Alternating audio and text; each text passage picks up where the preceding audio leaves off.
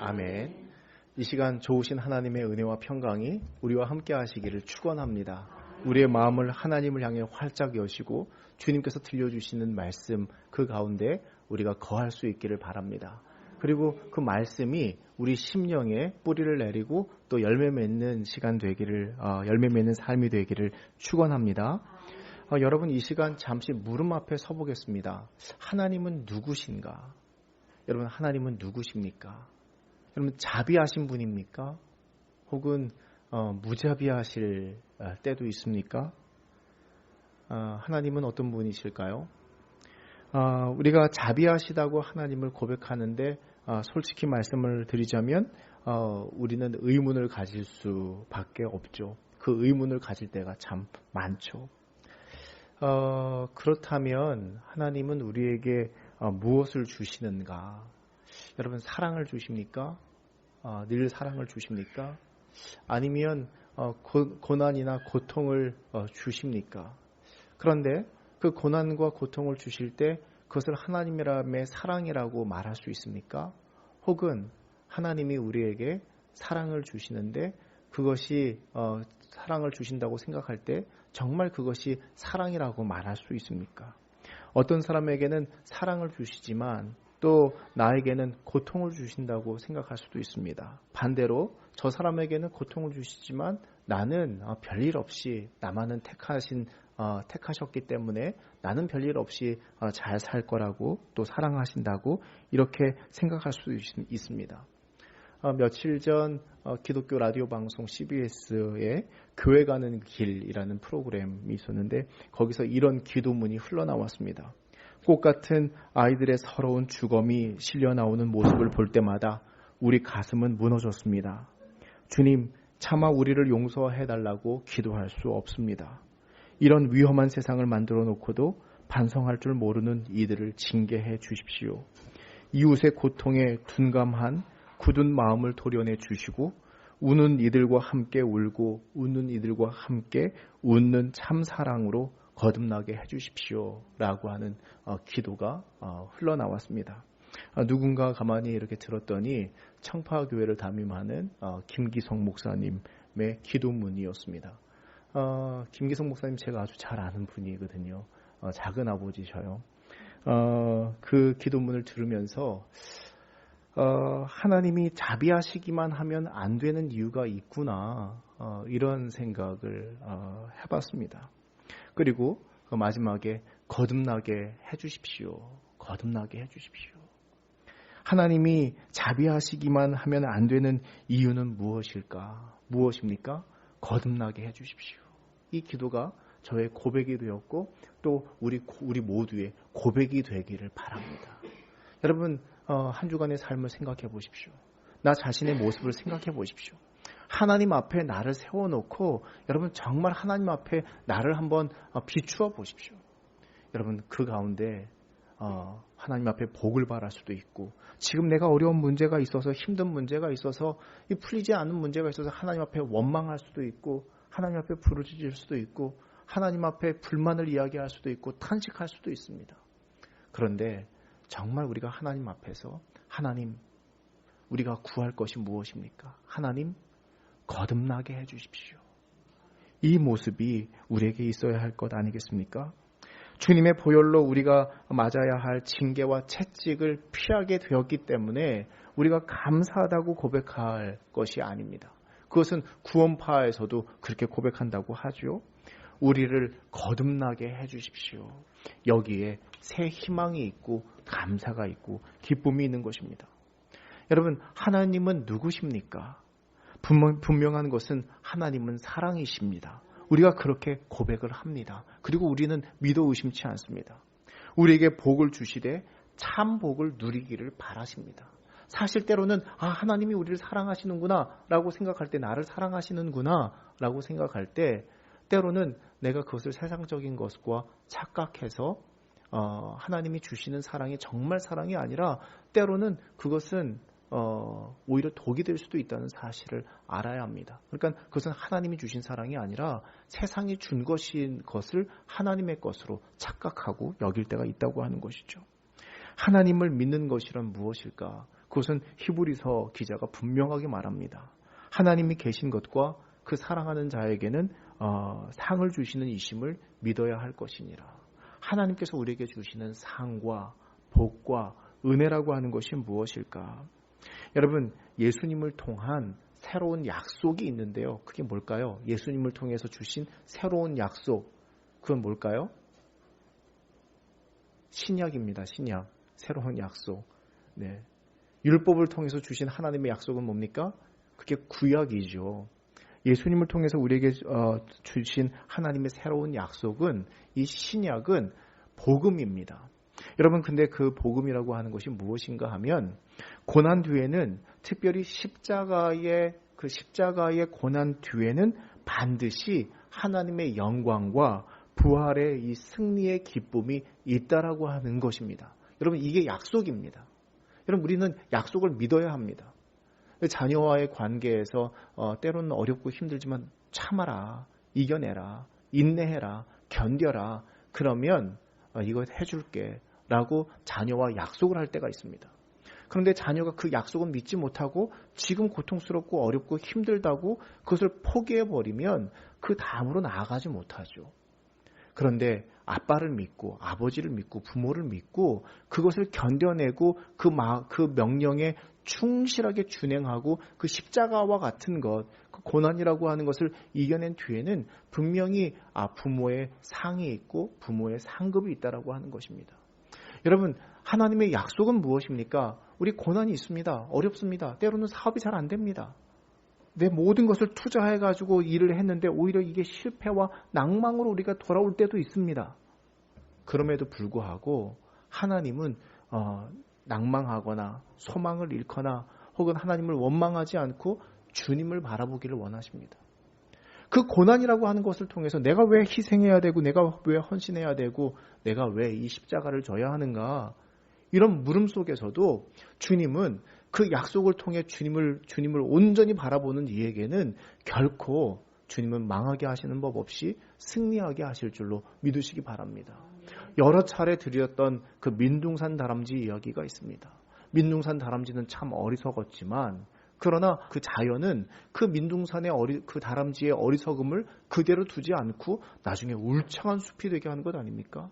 우리의 인생이 실수하는 것 같고 실패하는 것 같고 그래서 허망한 것 같아 보이지만 하나님은 그 모든 허망한 것까지도 재료로 삼으셔서 하나님의 울창한 숲과 하나님의 나라를 이루시는 줄로 믿으시기 바랍니다. 하나님의 섭리를 믿으십시오. 하나님의 약속을 믿으십시오.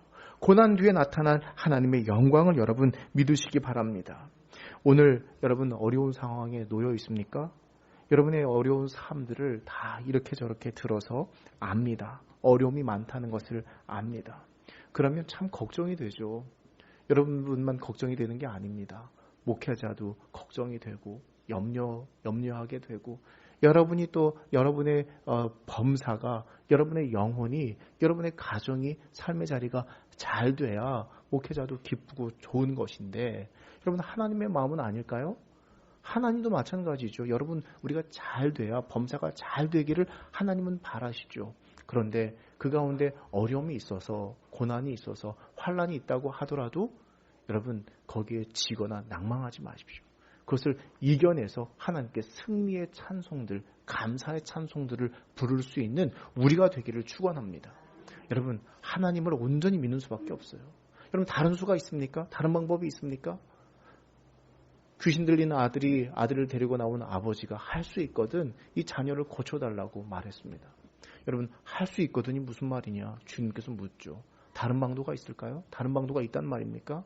주님께 나왔으면 주님이 방법인 거예요. 주님을 붙들어야 되는 거예요. 세상의 방법으로 안 된다는 것을 우리가 얼마나 많은 경험을 통해서 알고 있습니까? 혹 그것이 설령 세상의 방법으로 된다고 하더라도 세상의 방법은 흩어지는 안개와 같고 들풀과 같이 메마른 것이라고 하는 것을 우리가 얼마나 잘 압니까? 그러나 예수님의 그 방법이 우리에게 영원한 줄로 그것을 붙들 수 있기를 바랍니다. 여러분, 가장 큰 복은 무엇입니까? 무엇이 가장 큰 복된 것이고 가장 크게 큰 은총일까요? 다시 한번 말씀을 드리지만 세상적인 명예나 권력이나 번영은 참 복이 아닙니다. 그것은 우리를 복되게 살아가게 만드는 도구요, 과정이요, 그것은 수단이 될 수는 있습니다. 그러나 그것이 여러분 참 복되는 것이 아닙니다. 여러분 세상적인 명예와 권력을 갖는다고 그것이 곧 행복은 아닙니다. 사람들에게 존경을 받을 이유도 아닙니다. 물론 살기는 쉽죠. 근데 그게 복이 아니에요. 여러분 참 복이라고 하는 게 뭘까요? 그것은 성경이 한결같이 말하고 있는 것은 변화입니다. 세상적인 삶을 살아가던 사람이 변화돼서 하나님의 백성이 되고 하나님의 소유가 되는 것이 참으로 복되다고 성경은 한결같이 말하고 있습니다.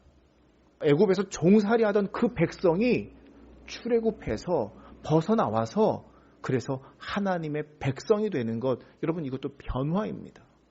세상의 노예가 되어서 살아갑니다. 세상에 이것저것 얽매여서 살아갑니다. 여러 가지 근심의 거리들이 우리의 심령을 사로잡고 놔주질 않습니다. 그런데 여러분 참 복은 뭔가 하면 여기서 노임받아서 하나님께서 주시는 평강과 은혜와 평강과 그리고 그 자유함을 누리며 살아가는 것입니다. 여러분 저 사람의 상황은 변했는데 어떤 사람이 보니까 상황이 변했어요. 상황이 참 좋게 변했어요. 그런데도요, 그 사람이 변하지 않은 모습을 그를 뭐라고 말합니까? 상황은 변했는데 그 사람이 변하지 않았을 때 사람은 뭐라고 말하는 줄 아세요? 변했다고 말해요. 왜 그런 줄 아세요? 상대적인 거거든요.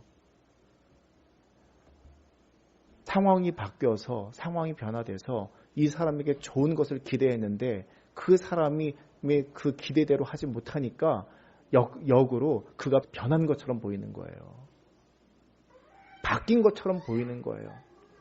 속사람이 강건해져야 되는데 속사람이 강건해지지 못합니다. 또 상황이 좋아지면 하나님을 더 잘 섬길 수 있을 것 같은데 그러지 못하는 이유는 무엇입니까? 그건 역시도 변화되지 않았기 때문에 그렇습니다. 우리를 거듭나게 해주십시오. 우리를 거듭나게 해주십시오. 변화되게 해주십시오. 여러분 이게 정말 오늘 우리가 주님 앞에 사모해야 할 은혜인 줄로 믿으시기 바랍니다. 여러분 가정에서 우리가 변화되어야 합니다. 사람과의 관계에서 우리가 변화되어야 합니다. 그 여러분 작은 변화만으로도 우리에게 행복이 찾아든다고 하는 것을 여러분 기억하십시오. 왜 남이 변화되기를 기다리고 있습니까? 왜 남이 변화될 것이라고 변화되지 않는다고 원망하고 탓합니까? 내가 변화돼야죠. 내가 바뀌어야죠. 그 힘이 안 되니까 예수 그리스도를 붙들어야 하죠. 예수 그리스도의 십자가를 붙잡아야 하죠. 여러분 우리가 이 시간 모두 주님 안에서 주님 앞에서 변화되기를 결단할 수 있기를 바랍니다. 원망하는 말들을 불평하는 말들을 했던 이들은 감사의 말들을 하도록 변화되십시오.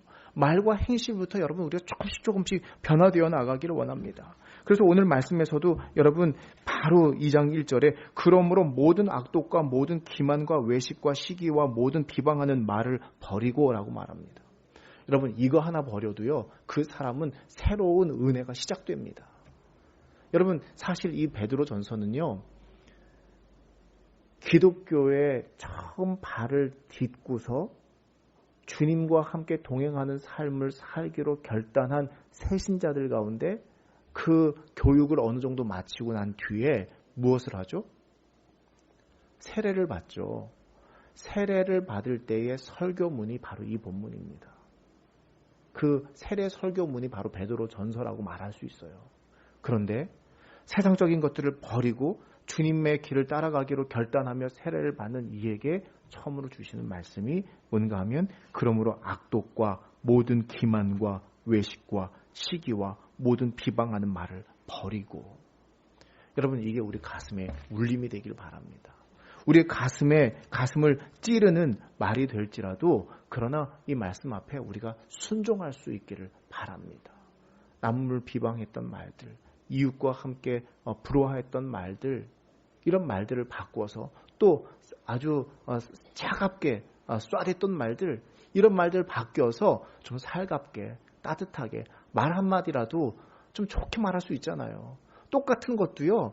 좋게 말하면 줄 것도 거칠게 말아서 들어주고 줄 수 있어도 들어주고 싶지 않은 이런 것을 우리 살아가거든요.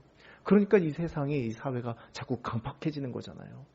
여러분 우리에게 주의 은혜가 충만해서 말 한마디라도 지혜롭고 따뜻하게 할 수 있기를 바랍니다. 여러분 은지가 올챙이를 키우고 있어요.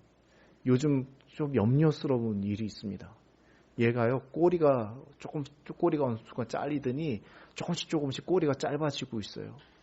근데 그 얘기는 무슨 얘기예요? 뒷다리도 나오고 앞다리도 나오고 이제 꼬리가 잘라지고 이제 곧 이 물에서 나오게 됐습니다. 여러분 우리 세상에 매여 있던 죄의 꼬리들, 내가 잘라내지 못했던 그 꼬리들이 많아요. 여러분 어느 순간 우리가 뒷다리가 나오고 앞다리가 나오고 꼬리가 잘라지면 내가 그렇게 넘을 수 없을 것 같던 그 우물하는 거 개구리 같은 그 우물 안을 뛰어넘을 수 있는 거예요. 우리가 주님 안에서 변화된다고 하는 것은 이런 것 아닙니까?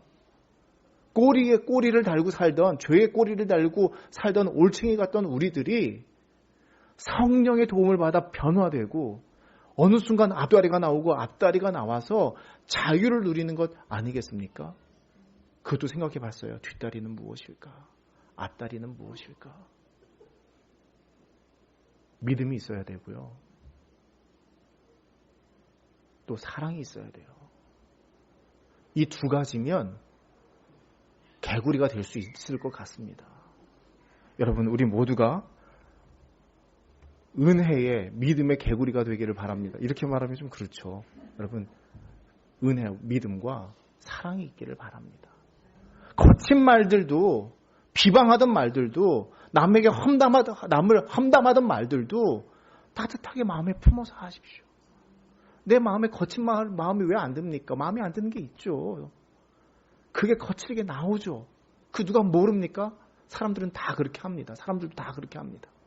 그런데 우리가 예수를 믿는다고 하는 것은 그 약속은 무엇인가 하면 그 십자가를 감당하면 복이 있다고 하는 거예요. 약속이에요. 여러분 그 은혜를 우리가 받아 누릴 수 있기를 축원합니다. 여러분 그러므로 우리가 복된 삶으로 초대받은 삶을 살아가게 되는 것 아닙니까? 여러분 1절 2절 말씀을 보십시오. 1절 2절 말씀을 보면 2절 말씀 같이 읽겠습니다. 시작. 갓난아기들 같이 순전하고 신령한 젖을 사모하라. 이는 그로 말미암아 너희로 구원에 이르도록 자라게 하려 함이라.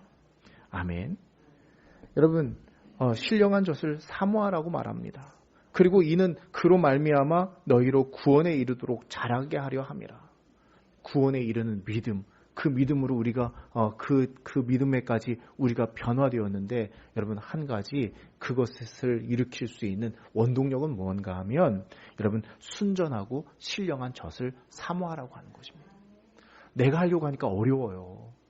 마음이 거친데요. 이 말을 툭 내뱉고 싶은데요. 이 말을 굳이 내뱉지 않아도 되는데 그러면 이 말을 내뱉으면 저 사람이 분명히 상처받을 게 뻔하고 그래봤자 나에게 득이 되지 않는다는 것 알면서도 이 말을 굳이 상처 주는 말을 내뱉는 이유는 무엇입니까? 사람이 악한 게요.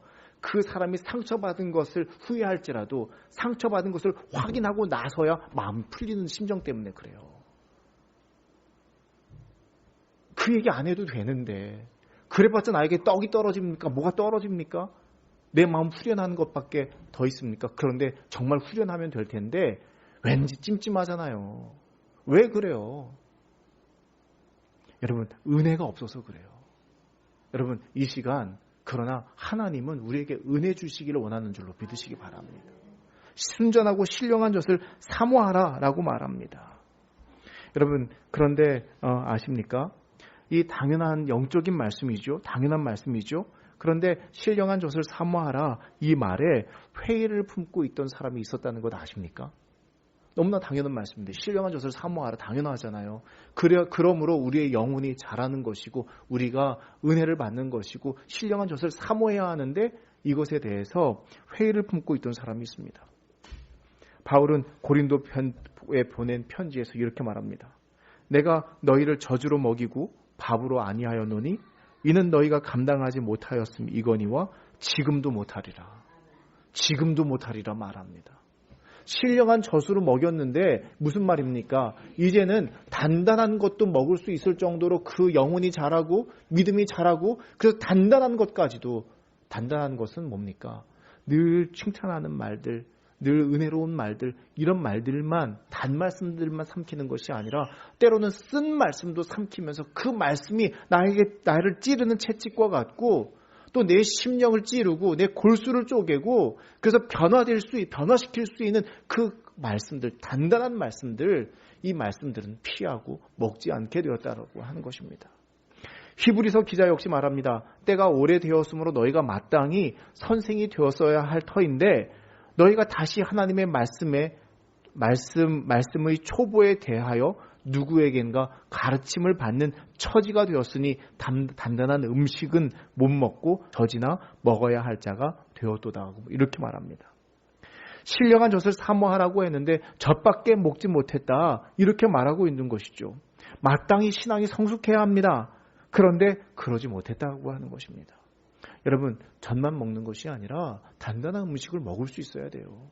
쓴 말씀도 그 말씀을 달게 여길 줄 알아야 합니다. 단단한 것도 씹을 줄 알아야 합니다. 여러분, 단단한 음식이라고 하는 것은 무엇입니까? 여러분에게 단단한 음식은 무엇입니까? 소화가 되지 않아서 걸리는 것은 무엇입니까? 그것까지도 씹을 수 있는, 먹을 수 있는 그 은혜가 있기를 바랍니다. 여러분, 고린도 교회에 갈등이 있었다는 것은 여러 차례 말씀을 드렸습니다. 사랑으로 하나 되지 못하고 분파주의에 머물러 있었죠. 그리고 그 신앙 공동체에는 시험도 있었습니다.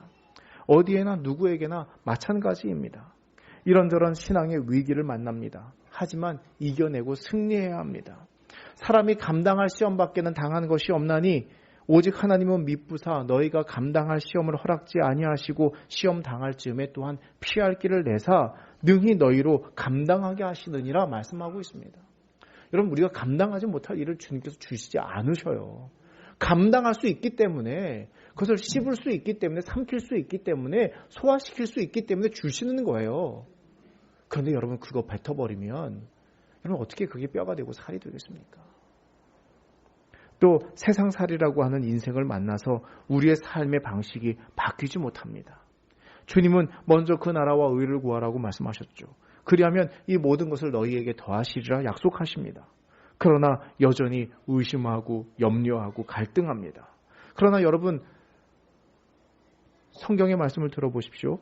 아무것도 염려하지 말고 모든 일에 기도와 간구로 너희 구할 것을 감사함으로 하나님께 아뢰라. 이렇게 말씀하고 있습니다. 왜요? 그리하면 모든 지각에 뛰어난 하나님의 평강이 예수 그리스도 안에서 너희의 마음과 생각을 지키시리라 약속하고 있습니다. 여러분, 어려운 일들 만나도 염려, 근심, 걱정 만나도 하나님께 맡기십시오. 그리고 단단한 것 담대히 용감히 삼킬 수 있는, 소화시킬 수 있는 우리가 되기를 축원합니다. 우리의 신령한 신앙이 처음에는 신령한 젖을 사모하고 하나님의 은혜를 체험함으로 발전하고 성장했지만 이제는 그리스도의 장성한 분량에까지 자라고 성장하기를 기대합니다. 3절 말씀에 너희가 주의 인자하심을 맛보았으면 그리하라 말합니다. 이 얘기는 주님의 신령한 젖을 통해서 은혜를 사모했으면 구원에 이르는 데까지 자라도록 해야 되는데 그것은 열심히 노력하라는 말이죠. 여러분, 어떻게 하면 될까요? 어떻게 하면 우리의 영혼이 자라는 것이고 장성한 분량에까지 이르게 되는 것입니까? 첫 번째, 하나님의 양식, 하늘의 양식을 사모하십시오. 그것은 영적인 말씀을 먹고 자라야 성장합니다. 히브리서 5장에 말씀하고 있습니다. 이는 젖을 먹는 자마다 어린아이니 의의 말씀을 경험하지 못한 자요 단단한 음식은 장성한 자의 것이니 그들은 지각을 사용함으로 연단을 받아 선악을 분별하는 자들이니라. 여러분, 두 번째는 헌신적인 예배의 삶을 살아야 합니다. 여러분, 5절 말씀을 보십시오. 너희도 산돌같이 신령한 집으로 세워지고 예수 그리스도로 말미암아 하나님이 기쁘게 받으실 신령한 제사를 드릴 거룩한 제사장이 될지니라. 여러분, 이것은 예배만 하라는 말일까요? 그게 아니라 예배하는 삶을 살라는 것입니다. 달리 말하면 헌신적인 삶을 살라는 것이죠. 우리가 잘 아는 로마서 12장 1절 2절의 말씀 여러분 압니다. 너희 몸을 하나님이 기뻐하시는 거룩한 산 제물로 드리라. 이는 너희가 드릴 영적 예배니라. 그리고 그 행위로서 이 세대를 본받지 말고 오직 마음을 새롭게 함으로 변화받아서 하나님의 선하시고 기뻐하시는 뜻이 무엇인지 분별하고 행하도록 하라고 이렇게 우리에게 권면하고 있습니다. 여러분, 그런데 그 제사하는 거룩한 산제물로 드리는 삶이라고 하는 게 뭔가 하면 12장 3절에서부터 13절까지 나와 있는 말씀 로마서, 그리고 로마서 14장부터 21절까지 세상을 본받지 않는 삶에 대해서 말하고 있습니다. 여러분, 삶을 세상과 똑같이 살아가지 않고 하나님의 말씀대로 살아가는 것이 예배하는 삶이에요. 예배자의 헌신자의 삶이에요. 예를 들어 볼까요? 로마서 12장 15절에 이렇게 말하고 있습니다. 즐거워하는 자들과 함께 즐거워하며 우는 자들과 함께 울라. 우는 자들과 함께 울라. 지금 우리에게 주시는 말씀이죠. 우는 자들과 함께 울어야 하죠. 여러분, 이거 한번 물은 적이 있었는데요. 즐거워하는 자들과 함께 즐거워하고 우는 자들과 함께 우는 것, 이 중에 어느 게 더 쉬울까요? 우는 자들과 함께 우는 거요? 즐거워하는 자들과 함께 즐거워하는 거요? 여러분, 어느 게 더 쉽습니까? 솔직히 말해보면. 여러분, 우는 자들과 함께 우는 건 쉬워요. 그런데요, 기뻐하고 즐거워하는 자들과 함께 기뻐하기는 어려워요. 왜 그래요? 우리의 이기심 때문에 그래요. 남 좋은 일 있으면요, 배 아파요. 왜 웃으세요? 세상은 그럴지라도 그럼에도 불구하고 그렇게 해야 되는 거예요. 이게 단단한 것을 삼키는 거예요. 소화시키는 거예요. 좋을 때만, 나 좋은 대로만 믿고 나 좋은 대로만 섬기는 게 아니라 이 말씀이 단단한 걸림이 되지만, 그러나 그럴 줄 알라고 하는 거예요. 여러분, 세 번째는요, 제일 중요한 것일지 모르는데요, 산돌을 품고 사십시오. 산돌이라고 하는 게 뭘까요? 산돌. 사전을 찾아봤어요. 산돌이 무엇일까? 산돌이 뭘까요? 국어사전에는 맷돌로 나와 있습니다. 맷돌을 만들 때 쓰이는 돌이라고 나와 있습니다. 그 맷돌입니까? 맷돌 만들 때 쓰는 돌입니까? 산돌이라고 하는 것은 다름이 아니라 부활하신 예수 그리스도를 말하는 겁니다. 부활하신 예수 그리스도, 그 주님을 품고 살라고 하는 것입니다. 죽음을 당하셨지만, 그러나 그 죽음 가운데 두지 않으시고 하나님께서 그 무덤 가운데서 살리신 예수 그리스도, 믿음의 초석이 된 그 예수 그리스도, 살아있는 그 예수 그리스도를 우리가 품고 살라고 하는 것입니다. 여러분, 시편을 인용하고 있는 7절 말씀을 보십시오. 건축자들이 버린 그 돌이 모퉁이의 머릿돌이 되고. 여러분, 하나님의 경륜이 느껴지십니까? 건축자들이 버린 돌이 모퉁이의 머릿돌이 되었다고 말하고 있습니다. 건축자들은 쓸데없다고 버린 돌입니다. 그런데 하나님은 그것을 잘 다듬어서 건축물을 대표로 하는 머릿돌로 삼으시는 분입니다. 이 하나님이 경륜하시는 하나님의 은혜이죠. 예수님이 모퉁이의 머릿돌이 되셨습니다. 사람에게 버림받아서 십자가에 죽으셨지만 하나님은 그 주님을 살리셔서 구원의 머릿돌이 되게 하셨습니다. 스데반도 마찬가지였습니다. 그 역시 건축자의 버린 돌이었습니다. 그러나 주님은 그를 세계 선교의 머릿돌이 되게 하셨습니다. 성전 미문에 구걸하던 안순뱅이는 어땠을까요? 그 역시 어떤 의미에서는 일찌감치 버려졌지만, 은혜는 유대 당국과 공회에 부활하신 예수 그리스도의 영광을 나타내는 머릿돌이 되게 하셨습니다. 여러분, 기억하십시오. 주님은 우리를 통해서도 이런저런 손해와 어려움과 고통을 당하지만, 그러나 머릿돌이 되게 하실 능력이 있으신 분이라는 사실을 기억하십시오. 여러분, 오늘 말씀, 여러분 9절 말씀을 읽었는데요, 주님은 말씀을 통해서 우리에게 어떤 것을 기대하고 계십니까? 너희는 택하신 족속이요, 왕같은 제사장들이요, 거룩한 나라요, 그의 소유가 된 백성이니 이는 너희를 어두운 데서 불러내어 그의 기이한 빛에 들어가게 하신 이의 아름다운 덕을 선포하게 하려 하심이라. 여러분, 우리가 잘 알고 있는 말씀입니다. 고린도 후서에 나와 있는 말씀, 이 보배를 질그릇에 가졌으니 이는 심히 큰 능력은 하나님께 있고 우리에게 있지 아니함을 알게 하려 함이라. 우리가 사방으로 우겨쌈을 당하여도 쌓이지 아니하며 답답한 일을 당하여도 낙심하지 아니하며 박해를 받아도 버림받지 아니하며 거꾸러뜨림을 당하여도 망하지 아니하고 우리가 항상 예수의 죽음을 몸에 짊어짐은 예수의 생명이 또한 우리에게 나타나게 하려 하심이라. 여러분, 산돌이신 예수 그리스도를 품고 사방으로 우겨쌈을 당합니다. 어려움을 당합니다. 환난이 있습니다. 그러나 그 역시 능히 이겨낼 수 있기를 바랍니다. 올챙이의 꼬리가 잘라지고 다리가 나와서 뛰어넘듯이 그 우겨쌈 쌓이는 그 상황을 뛰어넘으십시오. 그렇게 변화되십시오.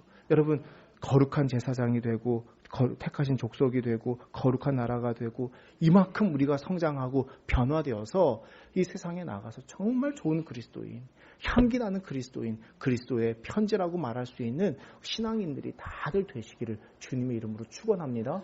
그래서 이 변화가 우리의 가정을 변화시킬 수 있기를 바랍니다. 우리 교회를 변화시킬 수 있기를 바랍니다. 우리의 삶의 자리를 변화시킬 수 있기를 바랍니다. 그래서 우리 모두가 그 변화의 큰 은총, 변화시킬 수 있는 은총, 그 은총을 다 누리시기를 주님의 이름으로 축원합니다. 기도하겠습니다.